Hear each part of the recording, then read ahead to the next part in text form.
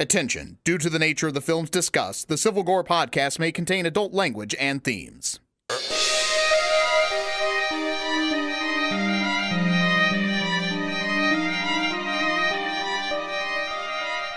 Hey there, everybody. Welcome to episode 55 of the Civil Gore podcast. I'm your host, Tim. And I am your host, Brian. And this is a good episode because either way you look at the numbers, you can look at it frontwards and backwards, and it's still the same episode number. That's right. So we're getting there. I'm surprised. I was shocked that we had already done 5 episodes past our 50th anniversary episode. I know. We're just moving along. It goes fast when you do these once a week. It really does, you know? You could end up with almost 52 a year. So, fair warning, as I was talking to Brian before the show, I have been completely stressed out this week with both work and sick youngins.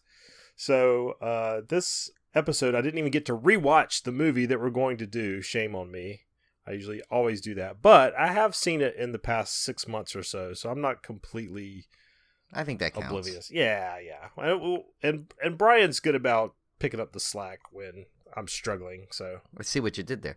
And, yeah, and I actually, it's no secret I can ramble on, so Tim could probably just, like, kind of leave for a few minutes if he's really tired. Go check on the kids, come back. Yeah, go check, yeah, poor kids are sick, and yeah. So, yeah, and I actually had a crazy busy week. Not all horror related, but so most are related to the podcast. Because I mean, after we got back from my theme park trip, it was obviously we recorded our last episode.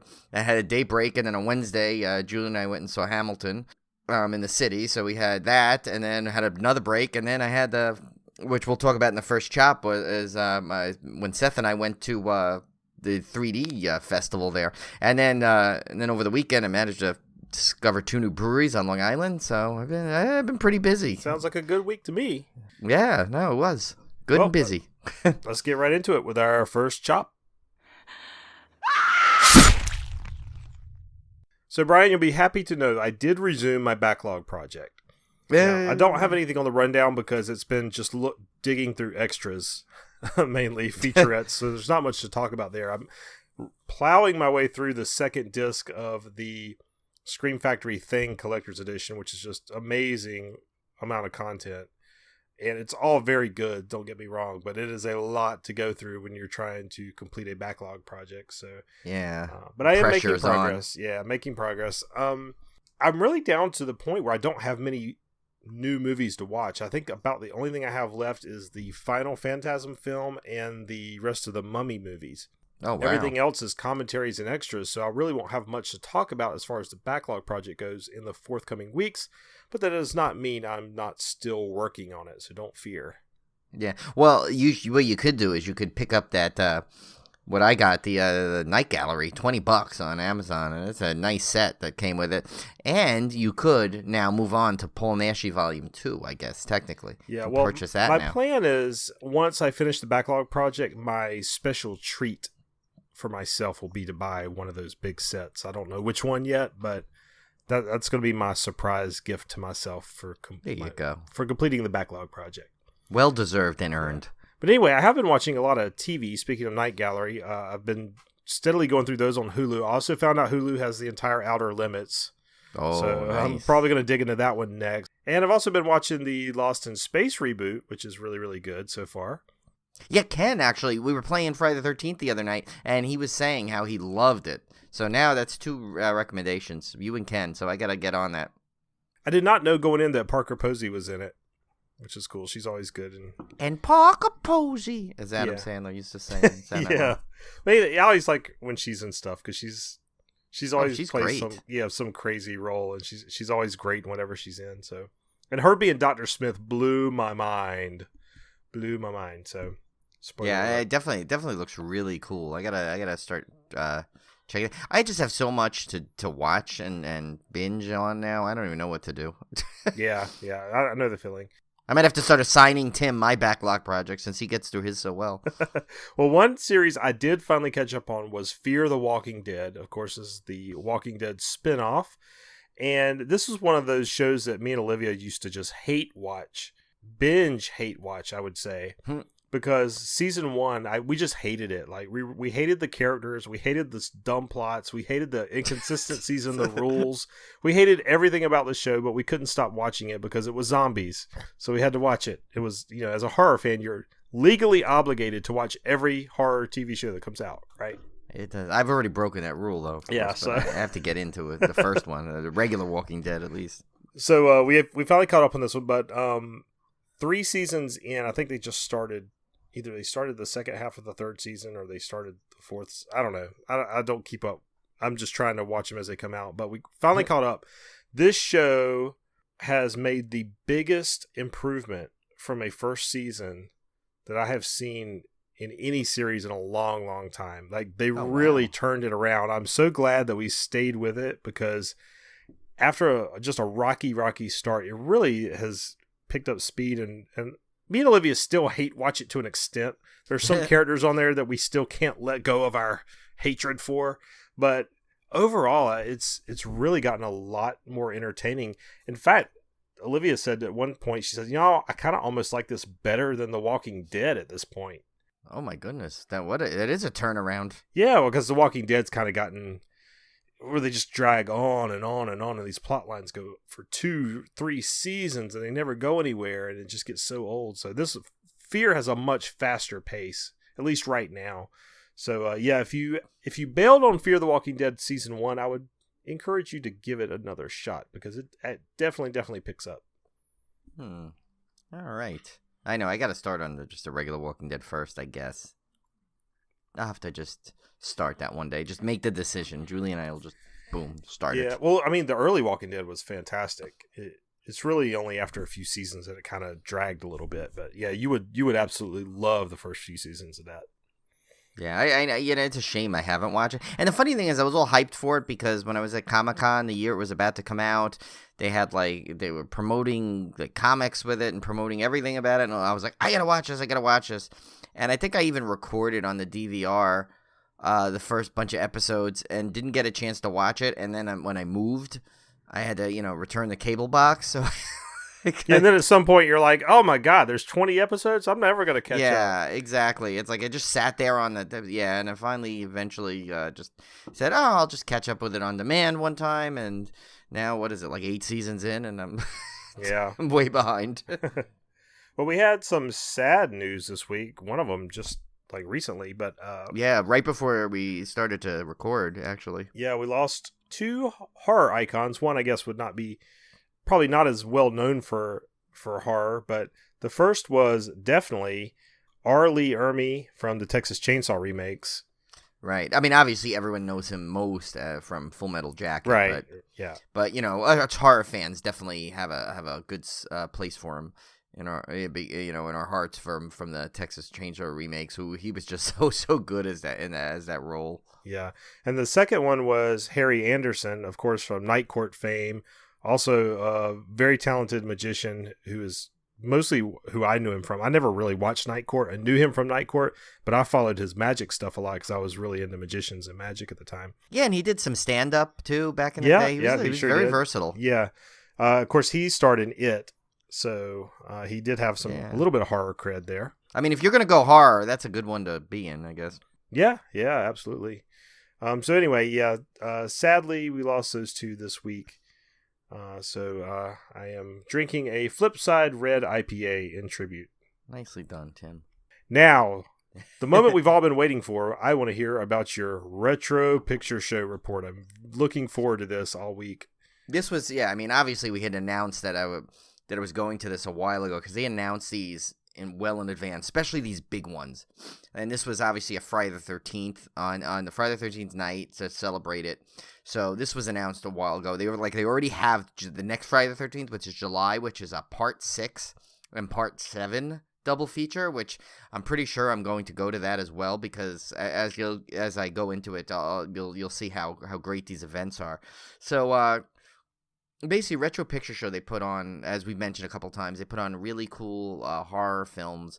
They usually double, triple features, and this one was a 3D triple feature. And And so basically it was the whole presentation was courtesy of the Harry, I'm going to butcher his name even though they said it, hopefully I say it right, the Harry Garrow Film Archive.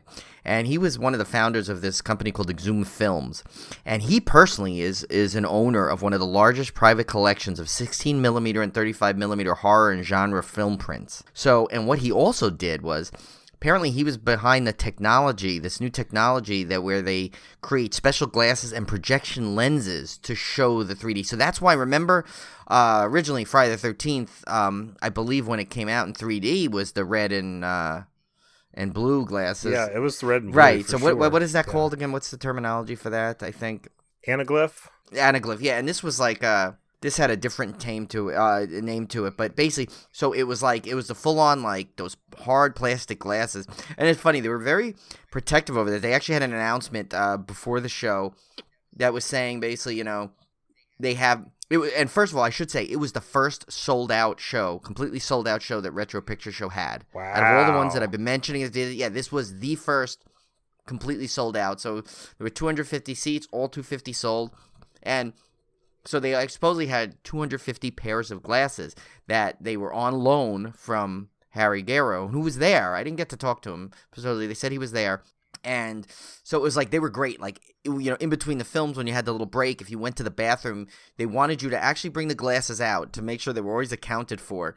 And you'd hand them in. They'd literally clean them for you on the spot, and you'd grab a pair back on the way in. Wow. So you necessarily didn't always have the same pair. But yeah, they were really, because these were good, solid plastic glass. I mean, it was funny because I had them on my regular glasses, and the way it was, I don't know, I'm funny with the way I had it on, so it was they did almost slip off a little bit, but that was to my own doing, not the glasses. They were really good, high quality, like something you'd find at almost like the VR headset, like a very light version of that. It was really like good plastic glasses, and so yeah, so they actually, it's funny too. They announced that they had security there because they wanted people to to behave and be careful. I mean, I don't think that would have been an issue. Maybe they had an issue in the past. I don't know. Like I said, this was my first one. But showing up, just to say, like the crowd, you could tell when we got there, we were about maybe 15th online to get in, and the whole crowd, like everyone either had some kind of horror shirt, mostly Friday the 13th. There was a couple of people with full-on great Jason replica masks. One guy had a really cool Crystal Lake backpack. Oh, cool. And so, like, yeah, and just you could tell the buzz was there. Like, I was like, I think I texted you, right? And yeah. I was like, oh, yeah, because it was just really cool. And so I had of course, my Civil Gore shirt on. And so we were ready to go. So we go in there, and so they Friday the 13th. Now, I had seen it many, many times, part 3. And I'd seen it many times without the 3D. And then recently, as Blu-ray and the technology developed, they released them on DVD, then Blu-ray in 3D too. And I remember seeing it. I'm like, okay, this is cool, but I'm sure this is not the way it was as good as when you saw it in the theater. Let me tell you, this was unbelievable how good the 3D was.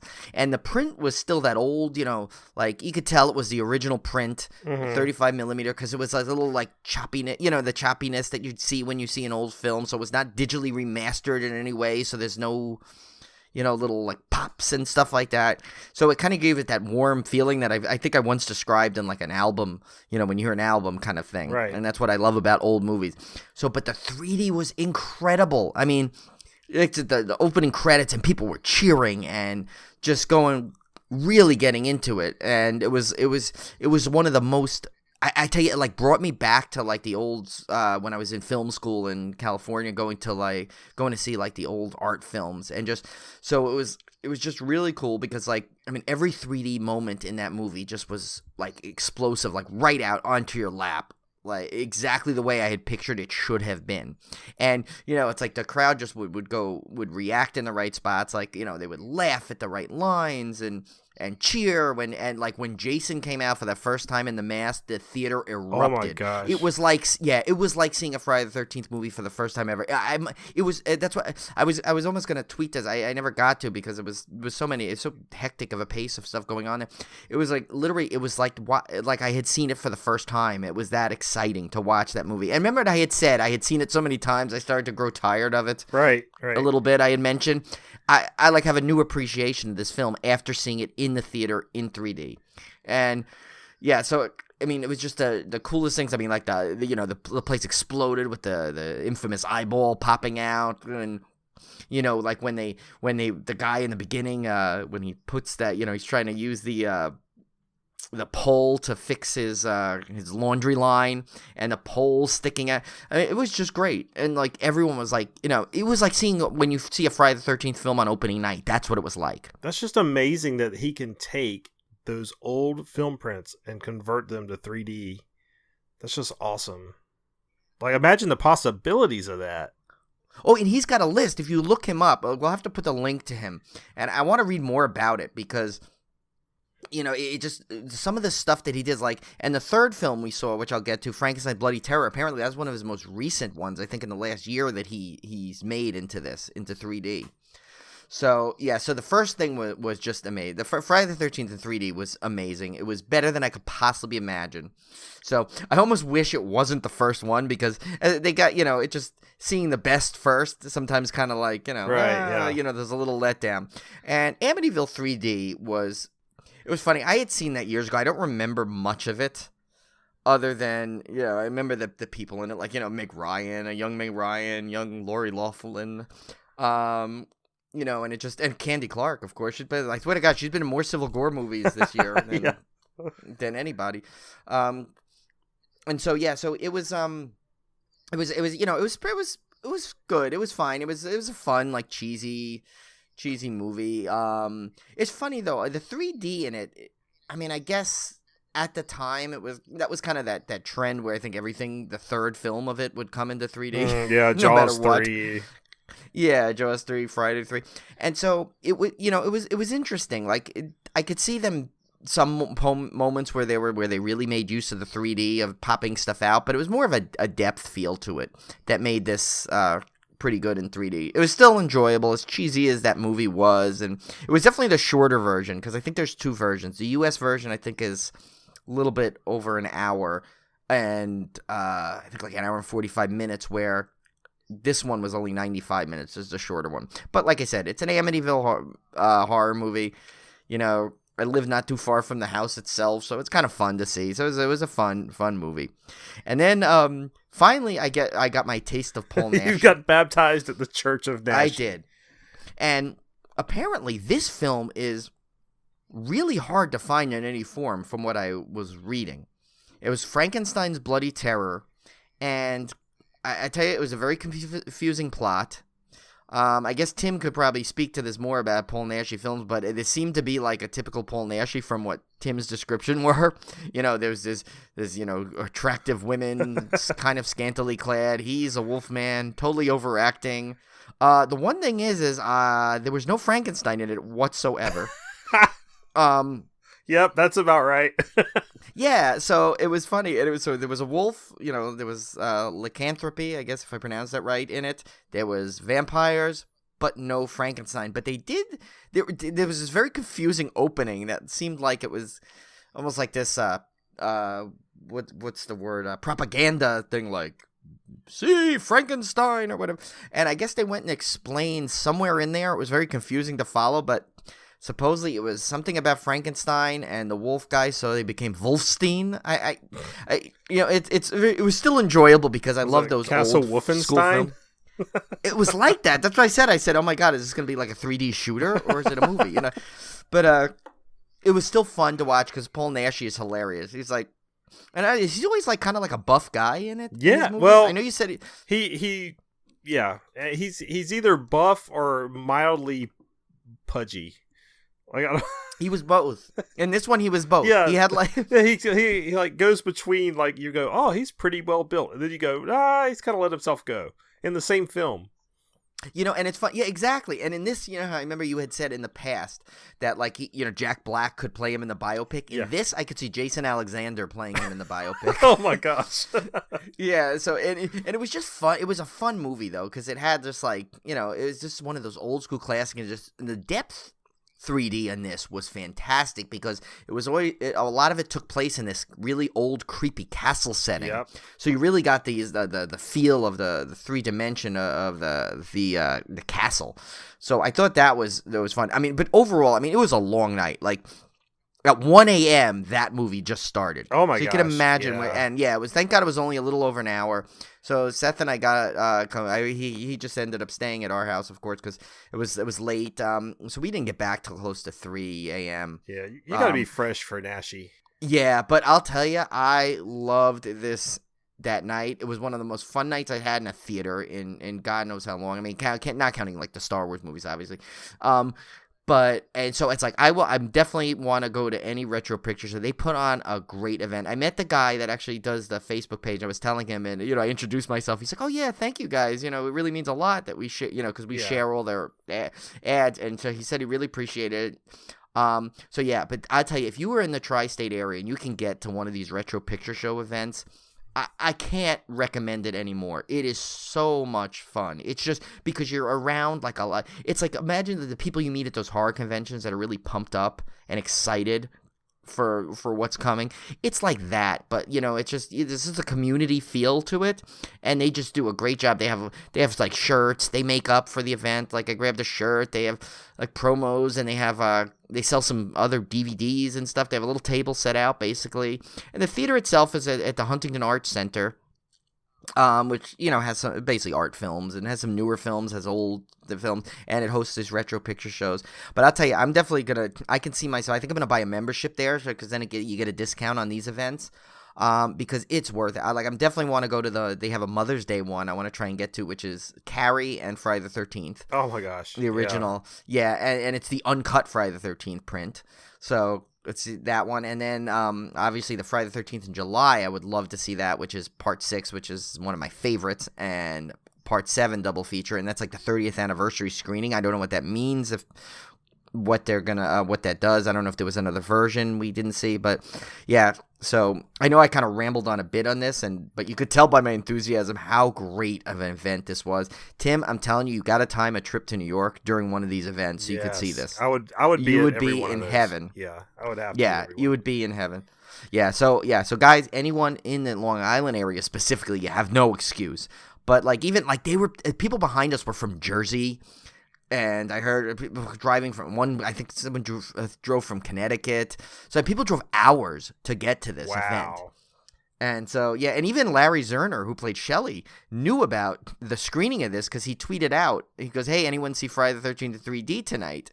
I guess there were a couple events. There's one, I think, in New York City, and then the one I went to. So I actually wrote back. I said, "Yeah, I saw the one in Long Island," and he liked the tweet. So yeah, it was just great. Oh, of course, Shelley got a lot of pops in the crowd, because he's probably one of the most favorite characters out of the entire franchise. It wasn't like a final girl or Jason. Yeah, for sure. Yeah, everybody. Loves so because he's great. How do you not like Shelley? So yeah, so it was really fun, and I did notice a funny little thing. I should maybe save this for a future 6 Degrees of Decapitation, but it's funny, something I noticed. So the one that plays, I guess, Vera in part 3, the girl that's Shelley's date, I did not realize, but she was actually the girl, Vito's girlfriend from Weekend at Bernie's, which of course starred Terry Kaiser, who was Dr. Cruz in Friday the 13th, A New Blood. So there was a weird little instant connection there, I noticed. Only you, Brian. Only me find that out because, yeah. Yeah, so once again, great time with it. So thanks, my brother Seth, for going with me, because Julie had to work the next day, and I think she would have really killed me by the end of the night. I would have been one of the victims that night if I kept her out till 3 a.m. on a night she has to work. Well, speaking of Friday the 13th, we have some other news. First up, we have a new counselor. Is she already in the game, or is she coming? Victoria Sterling. She's coming. Okay, she's coming. Yeah, she's coming. And she is based on Victoria Sterling. Is her name in the game? She's based on Melissa from A New Blood. Remember, she was that mean girl that was really mean to Tina, and she had the pearls on, and she freaked her out. Yeah, so that one. And sadly, the actress died in real life. So I think, it's kind of nice. Like maybe her estate didn't allow her to have her character name like they did with Fox and Gloria Charles. Mm-hmm. But it seems to be nice that they're kind of like, memorializing some of the characters from the movies in the game in some form. So that's pretty good.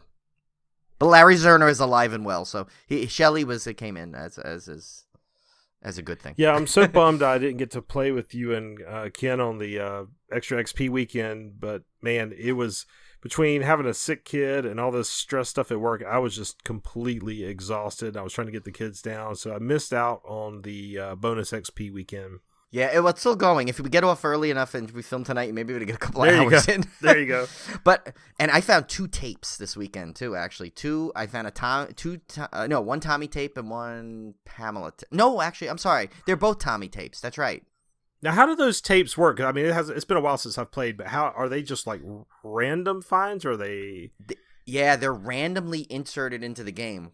So it's not like you don't find them every game. They just randomly pop into the drawer when you open them. Oh, cool. And so the fact that I found 2 over the weekend, which they did increase the probability, but the fact that I found 2 over the weekend, and it's funny, in typical Steve Cohn fashion, I swear to God, whenever he is Jason, he gets the worst deal ever.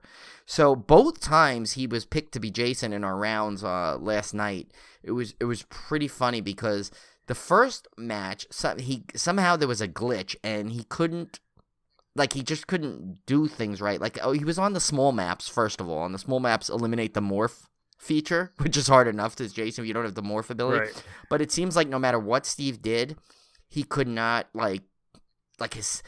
he couldn't do anything. Like, every time the counselors would come up to him, they would get the better of him and keep knocking him down.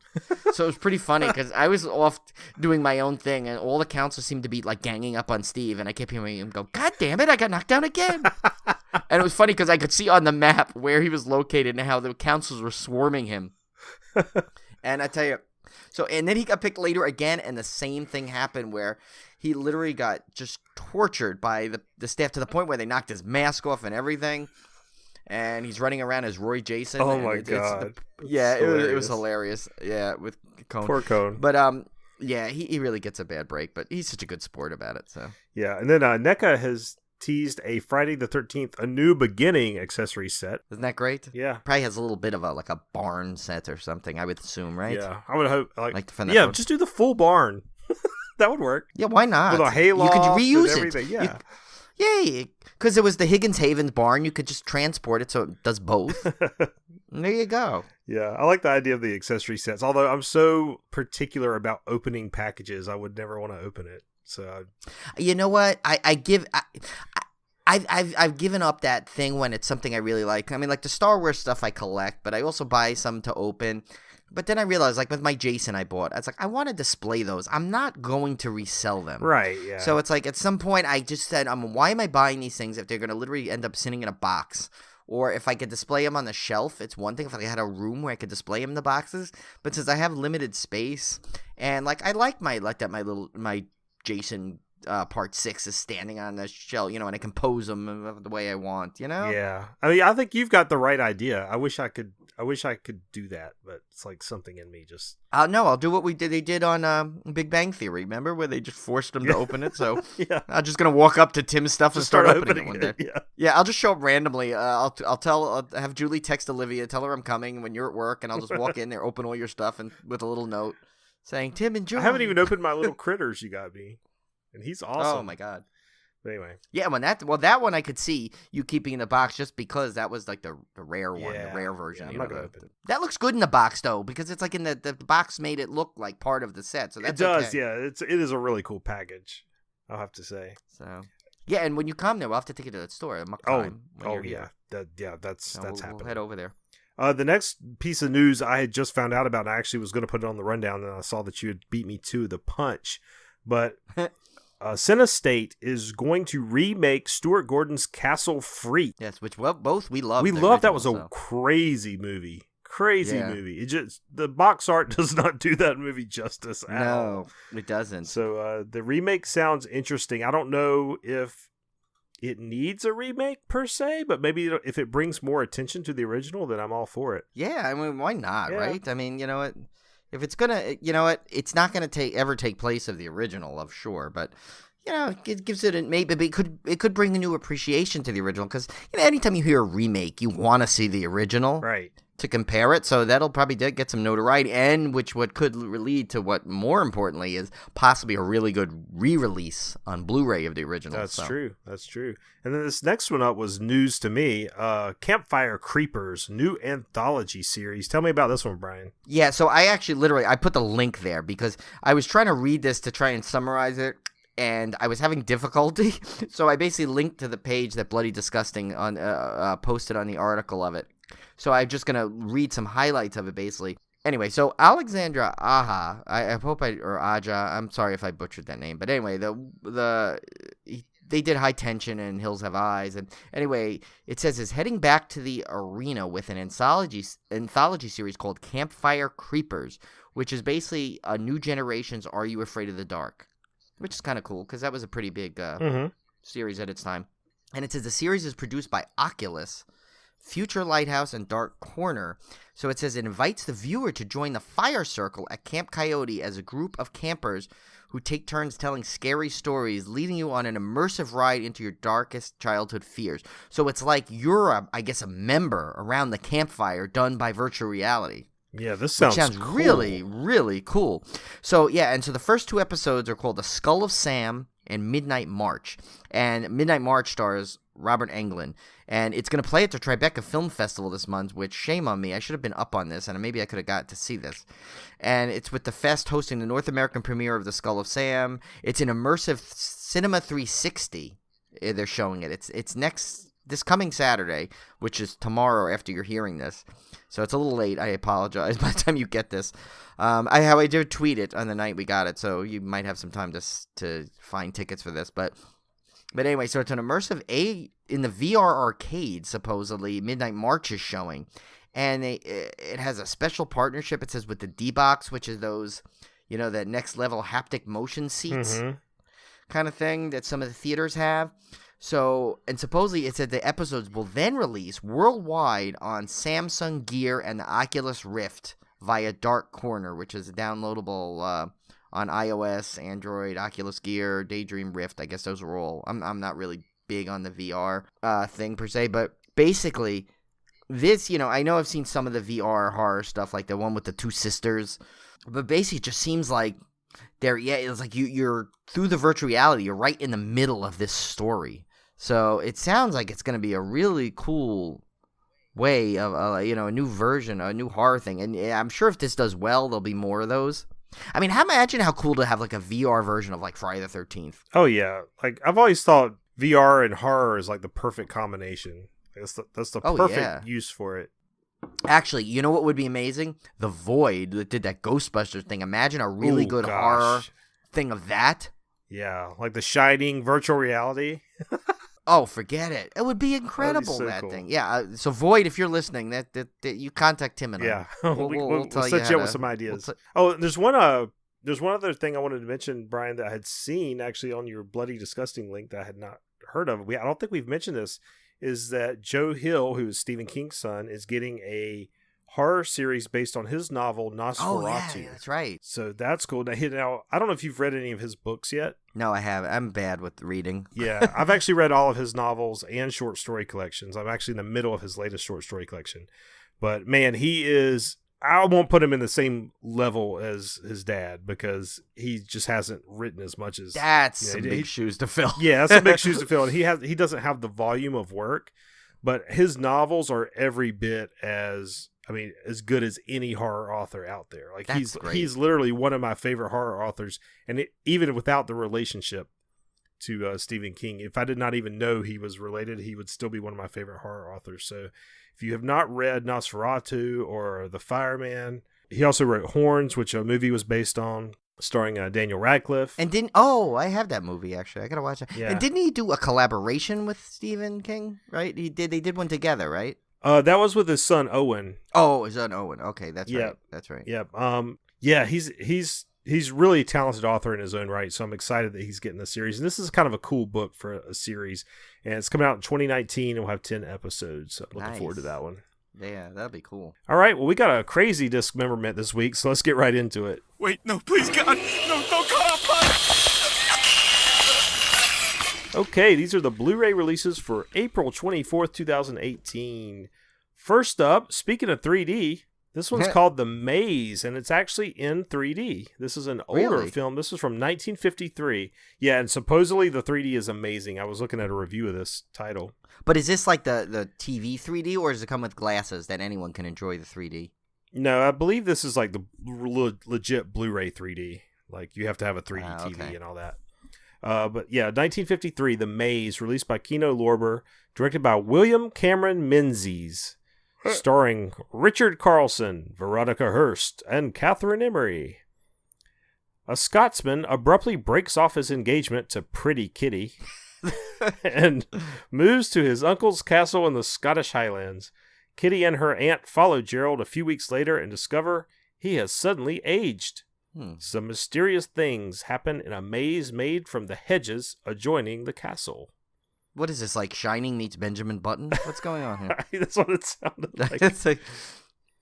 This one features a new 4K restoration, a new audio commentary, I believe by a film historian, and those are always great. Man. Yeah, if you ever get a commentary by a film historian, spot on. They're always excellent.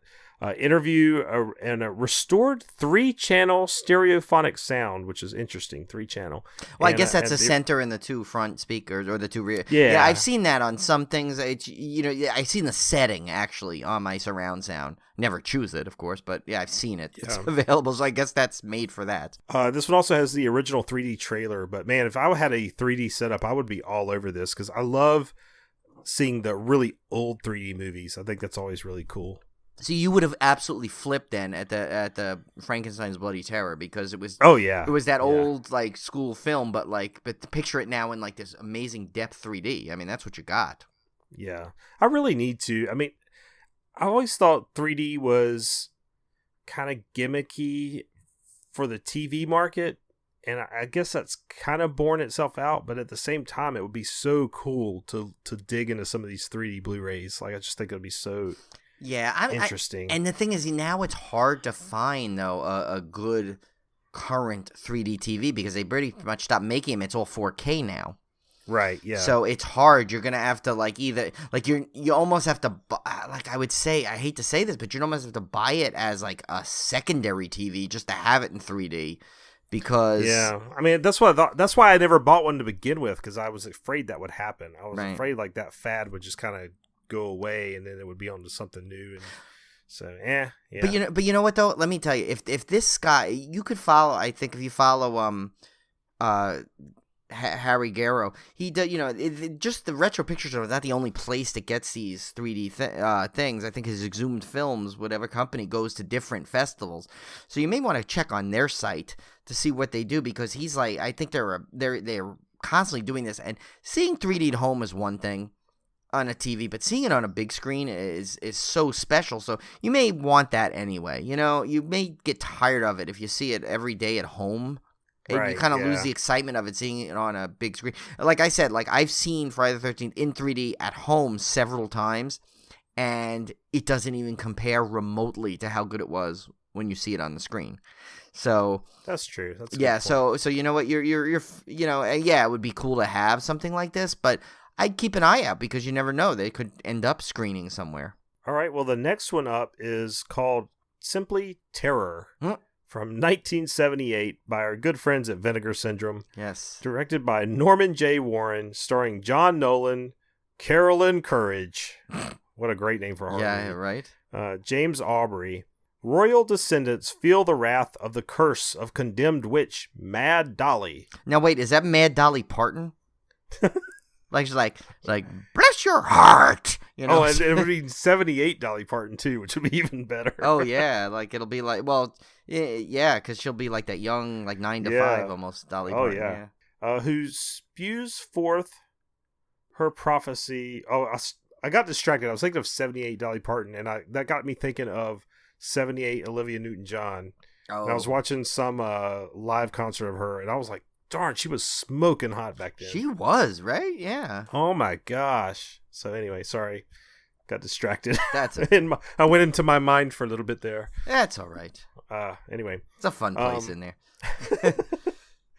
Okay. The Wrath of the Curse of Condemned Witch Mad Dolly, who spews forth her prophecy. Her prophecy while she's burned at the stake. Yes. Who spews forth her prophecy while she is burned at the stake. The victims suffered death by having their heads removed in various fashions. They How suffered many death fashions by having could there their heads be? removed. I don't know. It's just funny. Like, they suffer death. Like, it's like, okay, let's remove it at the neck and at the neck and at the neck. I mean, really, what happened? Well, I mean, I guess they could pull it from above. They could slice it from the side. There you go. There's your 2 shots. I don't know. Oh, let's see. Getting their limbs caught in animal traps. That's always a good one. Yeah. Knife wounds and other methods of medieval torture. So This seems like an inspiration for Hostel or something. yeah, this is a. I really want to see this. I one. know. This one's vinegar. We need to kind of we owe it to ourselves to just purchase a Vinegar Syndrome title. And now I signed this up, on our Civil Gore email for the newsletter, so we get it, and they kind of show the things that are coming out. So we have no excuse not to order something from them. Features a new 2K restoration, new interviews, deleted and extended scenes. That sounds like a fun disc. There. Yeah, that does. Speaking of fun disc, who wants some Tom Selleck? I do. Well, yeah, of course. Magnum PI himself. So this one's called Quickly Daughters Down of Under. Satan. So this one's called Daughters of Satan from 1972, released by Shout Factory. All right. Well, you got a good thing there. Oh, and I love this director's name, Hollingsworth Morse. Yeah. He's directing with like a cup of tea and a pinky in the air, Yeah. Exactly. Yeah. Spot on. Yeah. He's like, great job, Tom. Great job, Tom. The next take with a little more emphasis. Yeah. No, right, let's so just try it with a bit more class and some dignity. This is starring Tom Selleck. I don't know if his mustache also co-stars or not. It should. 72? It is 72. He had to have the mustache, right? It did. Well, because didn't he look funny in Friends when he was on it without it? Yes. Anytime he was sans mustache, he looked odd. I'm sorry.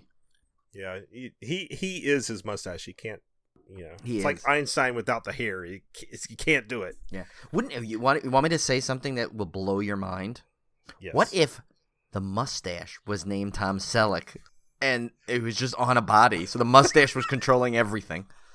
That might actually. Would you be totally That's shocked? not that far fetched. It's not, right? It's crazy. No. Yeah. That's Kickstarter number 45. A documentary. Oh my gosh. I'm not even going to get through these stars. I'm sorry. I keep interrupting you. Okay. Bara Grant and Tanny Guthrie. Oh, Lord. Those names. James Robertson, which is funny because there's a guy at work I know named that. Oh, is he? Oh, no. Now you're never going to look at him the same way. No. James Robertson buys a painting depicting witches being burned at the stake, one of whom bears an uncanny resemblance to his wife, Chris. Chris, gradually taken over by the personality of the witch in the painting that she resembles, allies herself with 2 other reincarnated witches to plan James' death, as he proves to be a descendant of the man responsible for the witch's fate. I gotta say, the plot of that sounds very interesting. Although I don't get the title then. Yeah, well, I mean, I guess she is one of the daughters of Satan. But is that a witch? You think of witches, are they always? They're not always from Satan. I mean, it's like so. Yeah, I guess they're going that way. Yeah, they had to sell the poster. True. I'm sure. It's Daughters of Satan does sound cool. I mean, it's got a cool clad title. women with pitchforks and dancing in flames, probably. If I had to guess, twirling around Tom Selleck's mustache. I get it, but. Oh, the next one looks fun. And you forgot to mention the heavy list of special features on it. Oh yeah. Sorry, there were 0. How could I can't imagine Shout Fight. There's got to be a mistake. Well, here's the thing. When I look at these Blu-ray titles this is a little behind the scenes. When I look at these, I usually will try to dig down and find the article where the Blu-ray was released, because they always put out a press release. And that usually lists the features. Well, in this case, the press release came out, but there was no features listed. So I just kind of... So that doesn't mean there aren't any, because Shout Factory rarely releases like a bare Yeah, it bones doesn't necessarily edition. mean, although they have in the past, like believe their Tales from the Crypt Vault of Horror double feature did not have any extras other than like a trailer. So they do release some bare bones titles, especially if they're like little known ones like this one. They should have at least done the documentary, like like Tom Selleck, the man behind the stash, or like have his mustache at least do the audio commentary. Oh, that would be great. Can you imagine that? Oh, that'd be the best thing ever. That'll be another Kickstarter if you want me and Brian to do a commentary as Tom Selleck's mustache. Just give us a shout out and let us know. The next one up, and I forgot to put it on here, but this is my pick of the week, by the way. Oh, I didn't do a pick of the week. That's right. Although I think now it might have to be. I think it might be the Terror if I had to pick one. Yeah, I went with this one just because it's a cult combo here. This is a Troll 2 double feature. These were, I'll just go through them one at a time. Of course, Troll was from 1986. This disc is released by Shout Factory. Troll was directed by John Carl Buechler. He did some other stuff. Shame on me for not knowing it. He's done a bunch of stuff. I don't know how to pronounce that. We've mentioned. Starring our good friend from Q, Michael Moriarty, Shelley Hack, and Noah Hathaway. Oh, you know what he did? He did this. He was the special effects guy behind Hatchet as one of the things he did. He's done a ton of, it looks like he's done a ton of horror things. Not great, a lot of necessarily big known ones, but here's what I remember him from. He directed Friday the 13th, Part 7, The New Blood. So that's where I've heard his name from. So, because I think he came, they mentioned him a lot on the Crystal Lake documentary. So there you go. This is about a wicked troll king in search of a mystical ring that will return him to his human form. Invades a San Francisco apartment complex where a powerful witch lives. I did live, remember, in the Bay Area. I went to San Francisco. I was also saying it was. You got to watch those apartment complexes. Yeah, you never know. You could wander into one and it was housing witches. The second disc is Troll 2. Now, isn't Troll 2 the one that is infamously bad? Is it Troll 2?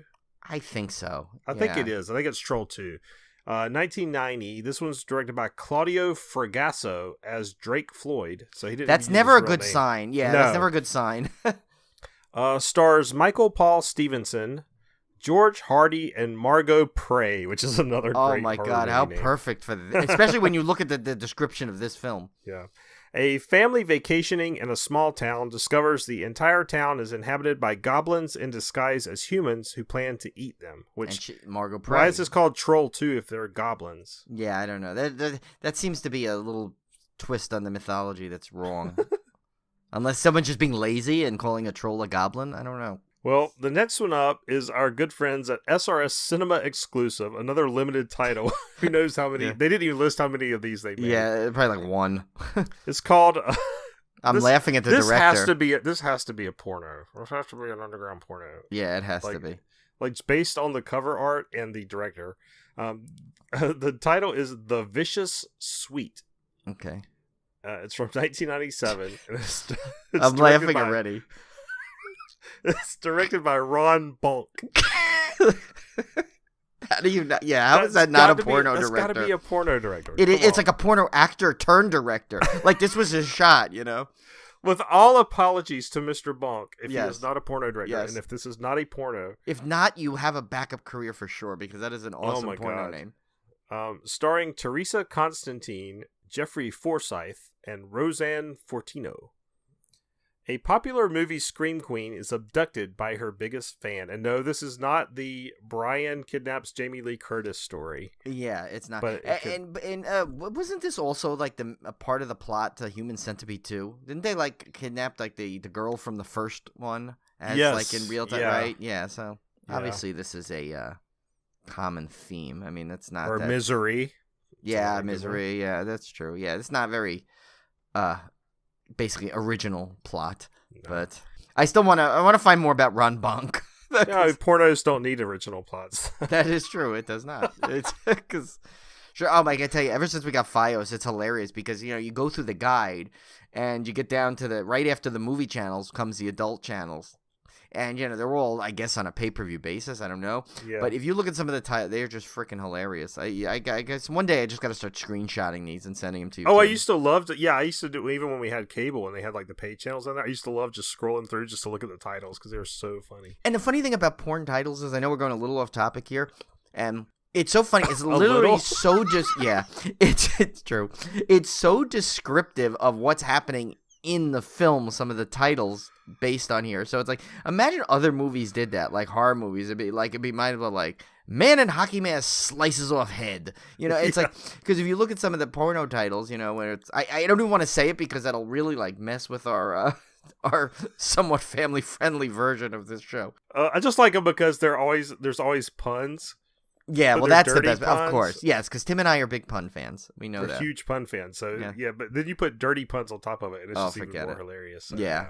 So, we had one theatrical release this week. This is a very limited opening in New York and LA only. Oh, and I want to see this so badly. God, I want to see this. This sounds so awesome. It's called I think Ghost it's coming Stories. out, but I do think it's coming out.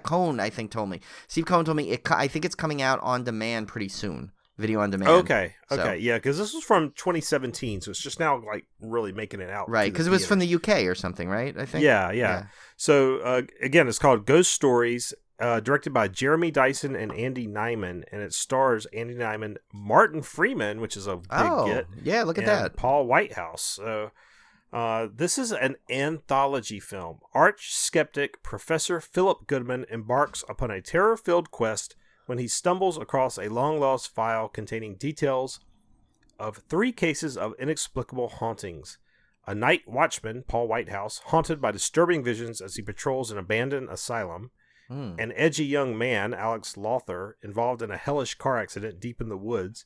And a wealthy former banker, Martin Freeman, visited by the poltergeist spirit of his unborn child.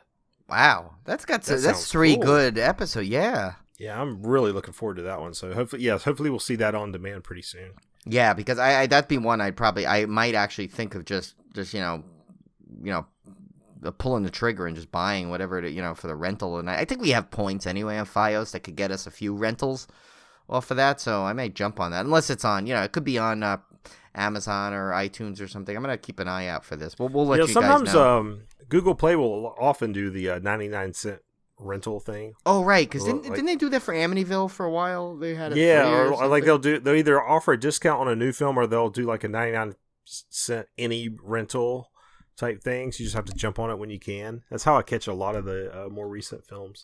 Oh, nice. It's through them. So on to our feature film this week. We lied to you last week.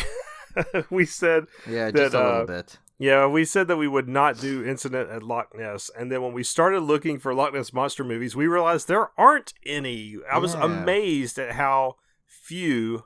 I believe I found 4 total, including Incident, and none of them were ranked really good either. No, there was they were one with really Ted terrible. Danson or something, right? I mean, yeah, there was one that was like from 1981, and they were talking about how the guy just uses his own family as actors, and it was super crappy, low budget. And I was like, I don't want to do another like, I would like to do something somewhat worthwhile for this. And wasn't there one with like it said, maybe that was the one too where it said like they used like a puppet and it was so obviously a puppet that like when they did it, and so we didn't want to do that 2 in a row, even though we loved Goatsucker at some level with. And then you have some of these that were like I would look them up and it was like a family friendly thing where they like the Water Horse or something. Yeah, right? like they become friends with it. I'm like, that's not a horror movie.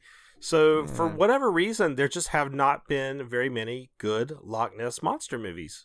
So, I tell you, that's one that's tried. Well, like we did say, supposedly the people that are behind the Meg, the production company, is working on a Loch Ness movie, which would be cool. That would be cool. We really need like a good Loch Ness monster movie. Yeah, like I mean, it's like it's such a cool prospect. Like the fact that they haven't had like a really good one yet is it blew my mind. I was expecting you to be combing through like 20 of these trying to figure out which one I wanted to watch and just nothing out there. So but the good news for you guys, if you did your homework and watched this, or if you're listening to this episode and want to watch it, this is the best Loch Ness horror movie out there, in my opinion.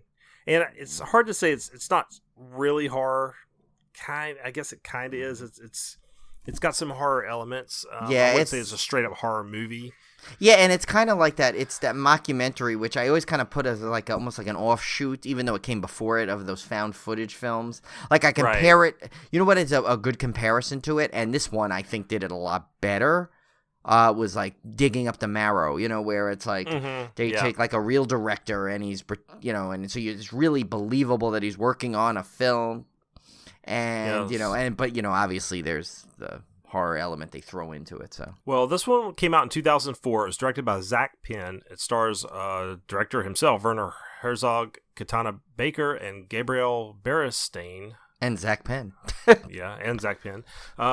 And even the synopsis never breaks character. It says a documentary exploring the myth of the Loch Ness Monster. Now, I read that the commentary track they did also never breaks character. Oh, that's cool. So they actually do the commentary as if this was a real documentary. But this one is so meta. Oh my gosh. So basically, it's a documentary within a documentary. So the idea is that Werner Herzog is making a Loch Ness documentary. And Zak dinner Penn, first. Don't forget, he's dinner, making of dinner. Course, yes, and dinner. And Zak Penn is making a documentary of Werner Herzog making the documentary, if that makes any sense. Which so I have to say is a cool original little take on it. It was like a double it was like a documentary it's like basically a fake documentary of a fake documentary, but what thinks is a real documentary, which is what's pretty cool about it. Yeah, it's like if you were trying to do a feature length behind the scenes feature for like a Blu-ray of how The Shining was made or how The Thing was made, and you were filming the director at all opportunities to see his whole process of him making this film. Had some great cameos in the beginning too. Yeah, and I thought it was neat because it really does feel fairly realistic, at least at the beginning, when he's just kind of dawdling around the house and cooking Making dinner for yucca. People. And having guests over and stuff. It's really quite, I would have to say, quite charming to see, see him. I've always been a fan of his. Like he did, Werner Herzog. He did the great documentary, Grizzly Man. Oh, right. Which, if you've never seen, is awesome. I just want to know though, what party was that where it has Jeff Goldblum, Crispin Glover? It's like what a random cast of people showing up at this party. I wish I was there. Can you imagine? I would have. It would have been great. And it's so funny because there's one with Jeff Goldblum's talking. I'm like, he looks like he's talking like Ian Malcolm would in Jurassic Park. Jeff Goldblum never turns off. He's always Jeff Goldblum. He's always Jeff Goldblum. Yeah. Have you seen that Jeff Goldblum shower curtain? I think so. I think I did. One, or he's like holding a monkey or something. Yes. I did. Yeah. I've been so close to pulling the trigger on that because I really want to just buy it and just hang it up and just not say anything. Oh, that would be the best. And just have Olivia just walk in on that. I want to even one up that. I want to buy it and hang it up in other people's houses and not tell them. Like go to my parents' house one day and just swap. It is so awesome. Curtain. Go look it up if you haven't seen it. Go look up Jeff Goldblum shower curtain. You will not be disappointed. Jeff, he's so awesome, Jeff Goldblum. Like, you remember that movie, like Being John Malkovich? I think they should make a sequel called Being Jeff Goldblum, and he could do the exact same type of movie, but with Jeff Goldblum instead. You know what? One of my favorite performances of his was on Saturday Night Live, where he was playing the scientist to Will Ferrell was doing Harry Carey. Oh, and, that's right. Yes, that was one of the best ones. And he was basically playing the straight man. Because he does it so well. That's the thing. He's gosh. like, oh god, he's great. And I mean, of course, he was amazing as Seth Brundle, and if you want to give him like really good props, Brundlefly. I mean, you can't. That was one of my favorite movies at one point. I literally watched that. We need to do that one. I know we should do that because it's been a while since I've seen that one. Yeah, I would love to do that one because that was one of my all-time. You know what we need to do? I think. Here's a little like live behind the scenes for you guys. I think we mentioned this before, but I think a fun month theme would be doing the original and a remake in the same episode.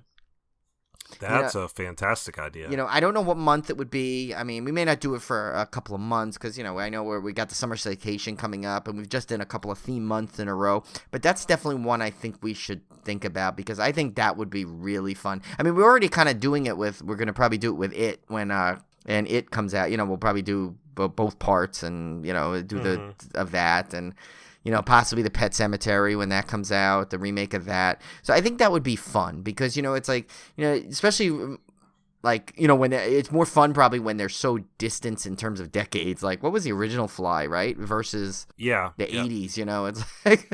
Because, the original Fly was 50s. So. Yeah, and so, that might be a fun thing. I think we need to do that at some point.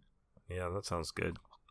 But, anyway, so basically, Brian, you may have to fill me in a little bit on the exact sequence of events, but basically, the majority of the film is Werner Herzog going out, to Loch Ness, and kind of the difficulties of trying to make this documentary. While there's creative differences between, he's wanting to do a straight up documentary, and then you have the others wanting to do this staged, for lack of a better, kind of a monster movie type documentary where he's kind of trying to retain his professional integrity in creating this documentary, and they're kind of just wanting to do this fluffy, highly staged, like the beautiful curvy model as the sonar expert. Yeah, she's the sonar expert, and she comes out in a string bikini.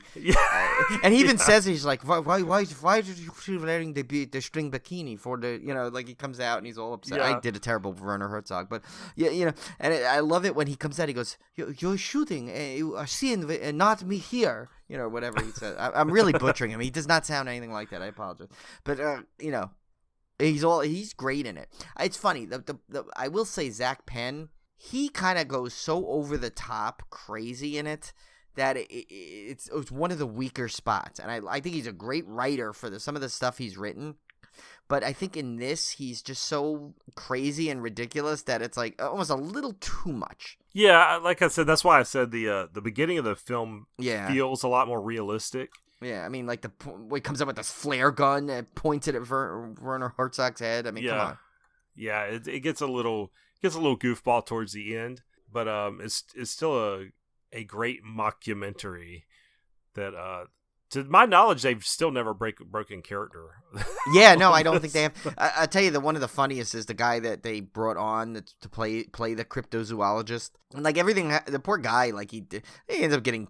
Well, sorry if there's a spoiler, but he doesn't actually share a great fate in the end. But then he gets beaten up at the bar, like because he's just like and I feel bad. He's like at one scene, he's like putting all the wires up around the boat to try and like I guess do his pseudo cryptozoological tests, and like the other guy walks by and just starts ripping it down after he's.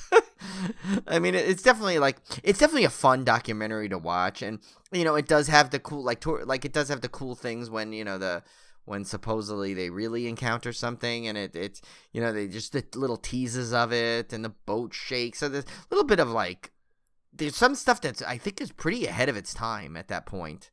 Because well, found footage was out at that point, I guess, but I think it was it was pretty much the same kind of same tricks they were using, and I think this one had a little, it was one of the few things that, like, even Julie had said something. She goes, "Is this going to be one of those those found footage things where you watch where you don't see anything, but they keep teasing it until the whole time?" I said, "Pretty much," but it's like, yeah, it really is. But the format's just so neat that they take a very well known established director starring in this thing, right? Which is kind of crazy, which lends it a lot of legitimacy, right? And so you if you went and turned this on in the middle. Like, you didn't, there's only that famous story about the Blair Witch, how some people walked in late and thought it was real. Because it was Sundance, so a lot's going on, and some people, I guess, were sitting down late for the showing, and some people really thought it was, a real thing. And, you hear that happening all the time, and, the War of the Worlds kind of famous thing. If you were, surfing the channels one day on TV, and you turned on about 10 minutes into this thing, you'd be like, "Whoa, what is this documentary about?" And I don't think you'd be like, "What the heck?" But you probably wouldn't be able to turn it off because it's even more intriguing if you don't know what you're watching. And so, that's what was cool about it. Like it was really entertaining because you wanted to know, you wonder what was going to happen next in this thing. But yeah, and I used to watch a lot of Loch Ness Monster documentaries because Loch Ness Monster is my favorite cryptid. Period. Yeah, I've always been obsessed with this thing. In fact, there was I will get into it in a little bit more when we talk about Nessie. Yeah. But I watched a lot of documentaries, and there was actually a documentary, I don't remember the name of it, where this exact thing kind of happened. Oh, really? And I'm wondering if this is kind of the basis they got this from, because there was one documentary I watched about Loch Ness where basically like midway through, there's almost a coup against the leader of this expedition because a lot of the members were like, this is just a waste of time and he's wasting our money. Oh, wow. This is all a farce. And so this movie reminded me a lot of that. Of course, now the documentary I watched was like a legit documentary about one of the expeditions they did. So I wonder if there was some inspiration there from other Loch Ness documentaries that had come out before. I'm sure there was. And you can find a lot of those. Like I've noticed when I was searching, almost everything was a documentary. And I was like, oh my God, already. So why can't I find like an actual film? I could have sworn there was a bunch of them. It's like I'm surprised that this just never got enough. Because everyone knows about it. They've heard it. Like, why was there not more? Why was there not even really, really bad ones more than, it's like you figure there would have been like a sci-fi version of like Loch-Nado or something, It's like, you don't even have that. I was telling Brian before the show, I was like, I guess because, in Bigfoot, you can just go out in any patch of woods and make a Bigfoot movie. But for Loch Ness, you got to have, you got to film in water. You got to have something, you got to have something resembling, the actual loch, which is very hard to replicate. Right. So, unless you're willing to just sail over there or fly over there or whatever and get your stock footage or whatever you need to get. That's true, because I don't think like Loch Ness Monster taking New York City would quite work. No. Yeah. But let's talk about the Loch Ness Monster a little bit because, like I said, this is my favorite cryptid. I remember very clearly in elementary school, there was a Loch Ness Monster book that I used to check out constantly, like over and over and over. Like I wore this thing out. It had the famous surgeon's photo with the head and the neck sticking out, which I think was proved to be a hoax. And then, they said that. Well, didn't he mention it in the movie? Werner Herzog, he had the picture of it, and he said, "Look, you can see the water's not smaller, so that's how you know it's different or something." Yeah. They also had there's a famous flipper shot that was taken by an underwater camera of a big, almost was like a plesiosaur flipper that's pretty famous. There's actually a Loch Ness Monster at the bottom of the lake, or at least there used to be, that was used in a movie, I believe, and it broke free and sunk. So if you were a diver down there, you might run into that thing. But so I used to be obsessed with the Loch Ness Monster when I was growing up, and for a long time, to me, it was the most credible. Like, I thought that was, if anything was ever going to be found, it was Nessie, because I figured at some point they would find a way to somehow map or chart or figure out everything in that lake, because it's a confined area. It's a huge area. It's a How huge big lake. Could it be, right? But I knew at some point with technology, it wasn't like you're searching all of the woods of the world for Bigfoot. You're searching this one body of water. They're gonna find it. Well, they kind of did, but I didn't get the answer I was looking for, because I believe in the late 90s there was a Japanese expedition that literally sonared the entire lake from top to bottom and found nothing in there. Didn't they say that too in this one? Didn't they say at some point he was more interested in, like, he wanted to know about all the ones that couldn't find anything, like that's what he wanted or something. There was a line in there. He said something about that. He goes, "I want to know all the ones that to prove it." That can't prove it, like that's what I want to know. Like, it's like, I guess it was it the cryptozoologist said it? I forgot, because so many people were talking a lot in that movie at once at some points. Yeah, but it's interesting because it seems like ever since that happened, or this cryptid has kind of fallen out of popularity. Like I know and people still know what the Loch Ness Monster is, but I think it's not seen like Bigfoot is, where like they still have shows on Animal Planet about finding Bigfoot, or we're going to look for Bigfoot. You don't see that with Loch Ness anymore. It's almost like, okay, we kind of settled this. Like there's nothing really actually in there, so we're kind of just going to move on and pretend. I just don't see much interest in it anymore, because even the sightings have started to decline big time. Well, see, this is what I say. I say, though, like, since nobody knows, I can't prove that this thing exists or doesn't exist. What if it's one of these creatures that can't be detected by sonar? You see? I'm going to start the legend back up. Well, there's always this rumor there was underwater caves that it lived in, or it had some passage out to the sea, or it had some weird, some kind of hidey hole it could hide in. But I mean, here's the thing with any cryptids, it goes for Bigfoot too, is if you have any kind of creature out there, you have to have a breeding population, right, for it to survive. So you have to have not just one that lives indefinitely. You have to have a lot of them, and not just not even just like 3. You gotta have like a lot of them, right? Yeah, there wouldn't be just one roaming around. Yeah, and that requires a lot of food.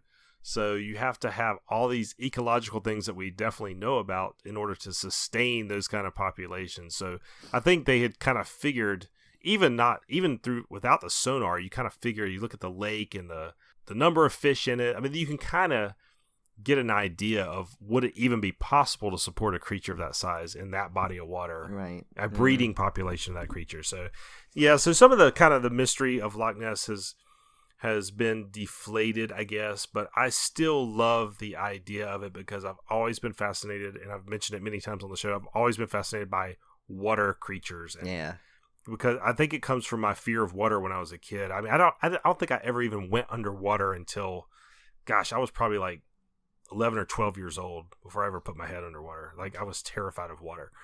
So that would make a great like theme park attraction, I think. Like the old Jaws at Universal Orlando, where it was on the boat and you toured. Imagine how cool that would be. Yeah, that would be really cool. Yeah, that's why I did the Creature from the Black Lagoon thing for the Coast Radio contest. That was an award-winning idea. Award-winning idea, by the way. Yes. Arthur Levine liked it. Just saying. No, anyway, Tim has got all the people that need to back that thing backed it, so he's good. No, but that fascinated me. Creature from the Black Lagoon. It's an underwater creature like that. Right. It terrifies me, and I find that fascinating. I'm drawn to that because as a horror fan, you're drawn to what scares you. So right. Yeah, that would be really cool. But so anyway, I don't think Nessie's out there in real life, and unfortunately, neither are her movies. So yeah, but she does have a great roller coaster. Yeah, she does have a great roller coaster. I'm so glad I got to finally ride that. Yeah, that was always one of my very sentimental roller coaster picks. And I'll tell you though, riding that night that we did at night when it was in the fog was kind of cool. I tell you, I was impressed. I thought that thing was going to be rickety as hell. No, it is still smooth and nice. It rode beautifully, and I was in the back, and I thought, oh man, I'm going to get banged all to hell on this thing. And it rode so well. I was so impressed. I was so happy when I got off that thing. So yeah, and Julie, that was our first ever Zen ride we got on a couple weeks before when we were down there before the meetup when we were all down there. We got on it and people got off. No one else was on it, so we just were able to sit in the front and ride it again in a Zen ride. So that's good for those out there who are not theme park fans. A Zen ride is usually when you or your party basically get the ride to themselves. Like Tim and Kevin got their famous Bro Zen ride at that was on Hollywood Nights.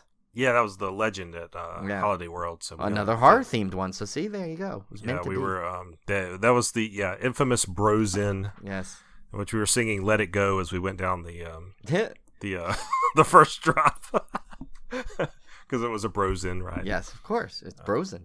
Yeah. Anyway, back to Incident at Loch Ness. It is probably the best Loch Ness movie out there, not documentary, but just like fictional movie out there, even though it's bills itself as being real. So definitely go check that one out. It's fun. It's a lot of fun. I liked it. Yeah, it's hard to you can't it doesn't stream anywhere for free. I had to rent it, but that's okay. It was worth the $4. Worth it. So the beer pairing this week, we had multiple beer pairings because this seems to be a popular topic for one very relevant brewery in Scotland. Yeah, and so there was a lot of Loch Ness, a lot of the breweries though that I first found too. See, this was tricky. I wrote multiple. There was not only multiple for this brewery, but there were multiple Loch Ness Monster beers.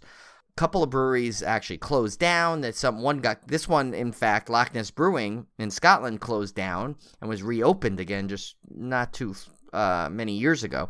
So this was actually surprisingly a harder beer pairing to find because every one I chose, it ended up being closed or they no longer made it. So I kept going around, and this is basically, I decided to go with a brewery pairing, which is called Loch Ness Brewing, which works, of course. They're out of Scotland, and all their beers are funny. They all have this theme to Loch Ness. So there's Light Ness, which is a session pale ale. Sazy Ness, which I guess they use, it's a Bohemian lager with Saz hops, which I've never quite heard of. Thought I've heard of all the hops. I'm not sure what that is, but oh well. And this one, Hoppy Ness, which obviously is the IPA. Loch Ness, namesake, I guess, is the Malty Brown Ale, which I think is their signature. Mm-hmm. I think that was from the original version of this brewery. That was their main version of the beer.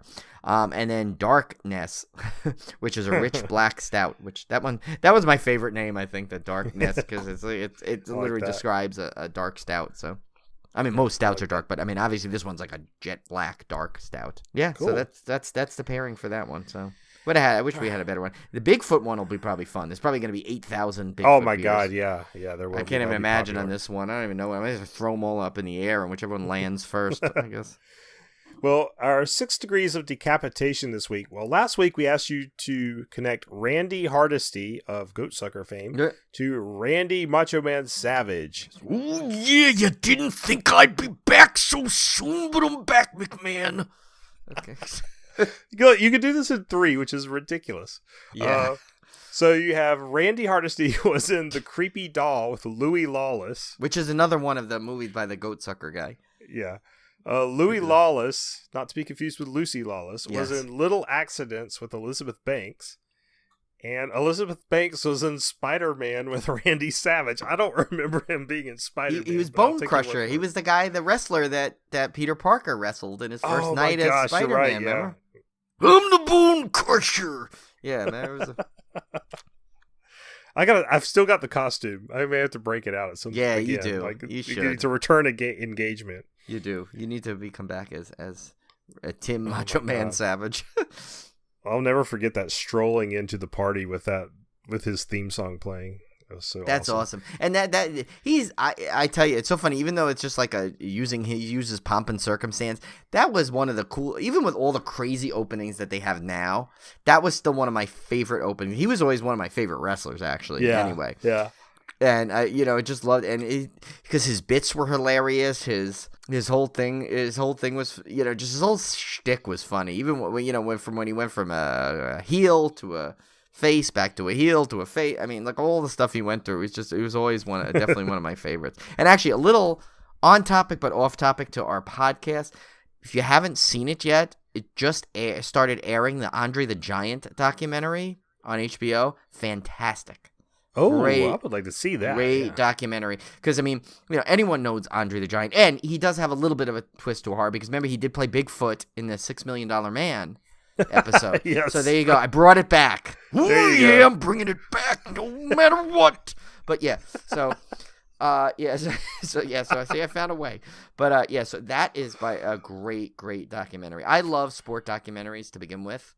But this one was great. It had a lot of cool old footage, and Andre the Giant had a really sad life if you think about it, because he did. And this one really, I must brought a tear to my eye just thinking of his story, where they were saying how what he went through, and how they said he couldn't go anywhere. And it's funny, apparently he had settled, I guess, somewhere in North Carolina. He had almost like a surrogate family that he used to go there, because it was a small little town. You may have heard of it. I don't know what it is off the top of my head, but in the documentary you see, you might have heard of the town in North Carolina, where it was like this really old, tiny town where he could just go in there and be himself, and no one would ask him for an autograph, they said. No one would look at him funny. They just accepted him in there.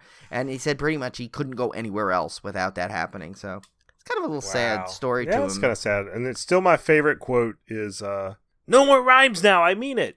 Anybody want a peanut? I know, I love that. Anybody want a peanut? Yeah, they actually had that in the documentary, that clip.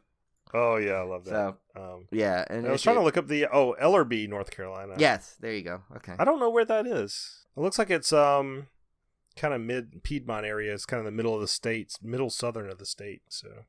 Yeah, I don't know. It was just a really good documentary. It's it clocks in about 80 plus minutes, so it's definitely easy to watch, and it's got a lot of great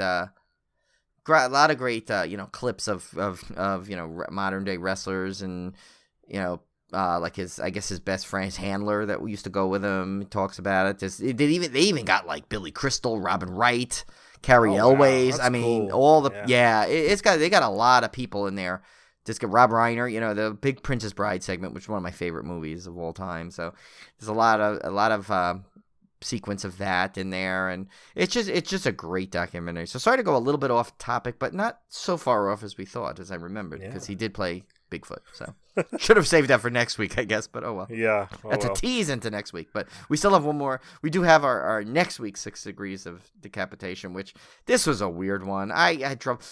At one point, I literally had, I got to tell you, a little behind the scenes here. I had, but I didn't know because I'm spoiled because he was big in our area.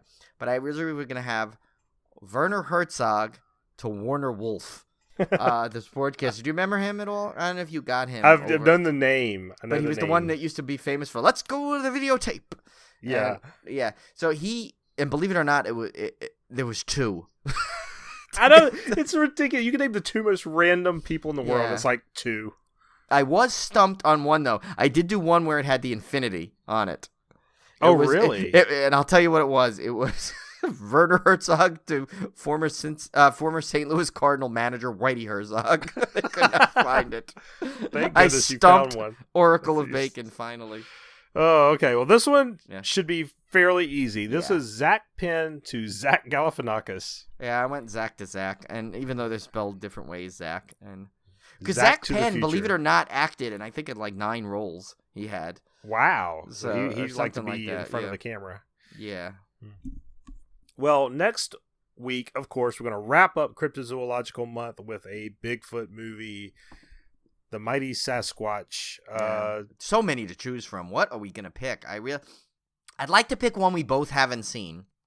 That would be a start. We talked about doing Willow Creek, but we've both seen that one multiple times. Which and is a kinda- fantastic one to watch, by the way. Yeah, it's definitely worth watching. Yeah. But there's one called what was that one we saw? Abominable. Abomination? Yeah, it was Abominable, that was a sci-fi one. The one thing is though is what I might sound really stupid by saying this, but I thought Abominable Snowman and Bigfoot were 2 different things, or are they the same kind of legend? I don't know if it's about the Abominable Snowman. No, it's not. But I'm just surprised they use that terminology for what I thought. Well, yeah, was always a they're different considered creature. similar. I mean, one is a Yeti and one is a Sasquatch. Right. Basically, the difference being one lives up in the cold upper mountains and one is and one's broken at Disney. Yeah, yeah, that one's broken. I'm still mad about that. I know, and because the ride is such a fun ride, and it's just going in there, and it's like, why can't they fix it? It's been like Disney's 10 years. Money. I mean, it's like you can build an entire new Avatar land, and you Yeah. can't fix a freaking animatronic. At Seriously? least, if you couldn't do it by now, you should have been able to replace it with one that works, or just an arm or something. But the stupid thing sits there and flashes. Yeah, You cannot tell me Disney, with their money and their ticket prices, can't fix that damn Yeti. I'm telling There's you, no way. yeah, there's something behind that they're just not letting. Like either there's some kind of big grudge, spite feud with the manufacturer, and they just refuse to fix it. And Disney's like, well, the hell with it, then we're going to keep it there, or something. There's something going on, though. Yeah. Yeah, We'll get because to the bottom of this. that ride is so great. To have that, like, always, like, be its signature now, like, amongst the theme park fans.